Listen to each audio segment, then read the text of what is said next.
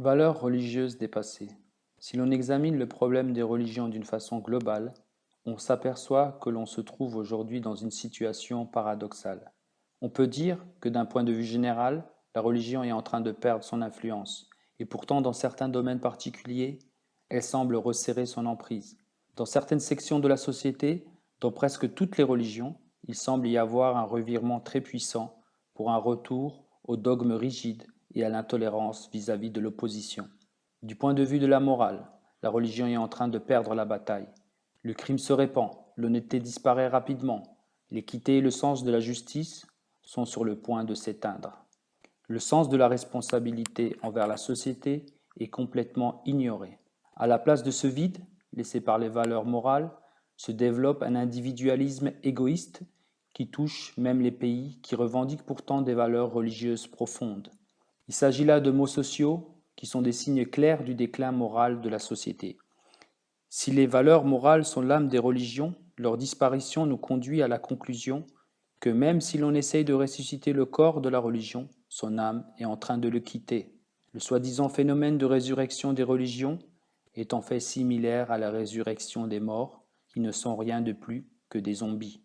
Dans d'autres domaines, la stagnation et l'absence de changements passionnants ont créé l'ennui même parmi les personnes pourtant attirées par la religion. Les miracles qu'ils espèrent ne prennent pas naissance devant leurs yeux. L'intervention divine dans les événements et les situations dans lesquelles le monde se trouve plongé ne se manifeste pas comme ils l'auraient souhaité. Ils souhaitent la matérialisation d'étranges prophéties pour redonner vie à leur foi. Pourtant rien ne se passe. Ces gens sont des victimes toutes choisies pour ces sectes nouvelles qui fleurissent sur le terrain de cette frustration. Le besoin d'échapper au passé crée un désir de le remplacer par quelque chose de nouveau. En plus de ces tendances destructrices, il y a un autre phénomène extrêmement dangereux qui est probablement lié à la résurrection des dogmes religieux et qui menace la paix mondiale. Le développement de tels dogmes crée une atmosphère empoisonnée qui est fatale au dialogue et aux échanges d'idées particulièrement nécessaires. Et si cela n'était pas suffisant, des politiciens sans scrupules, toujours prêts à exploiter une situation à leur avantage, sont en train de ternir l'image de la religion elle-même. Bien sûr, l'histoire des rivalités et des inimitiés entre les religions ont leur rôle à jouer.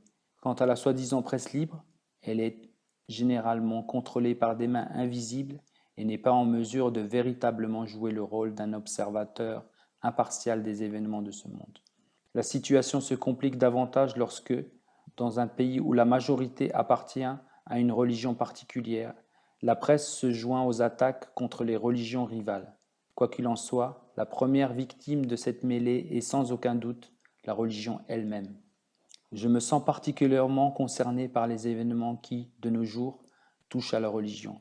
Il est urgent que les différentes religions fassent l'effort d'éliminer les malentendus qui existent entre elles.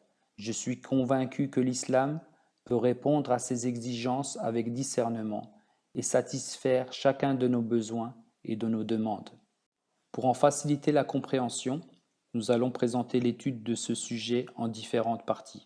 Pour qu'une religion puisse être utile à établir la paix dans le monde et unir l'humanité, il est absolument fondamental que cette religion accepte le concept de l'universalité des religions dans le sens où tous les hommes, quelle que soit leur race, leur couleur ou leur origine, sont tous les créatures d'un même Créateur.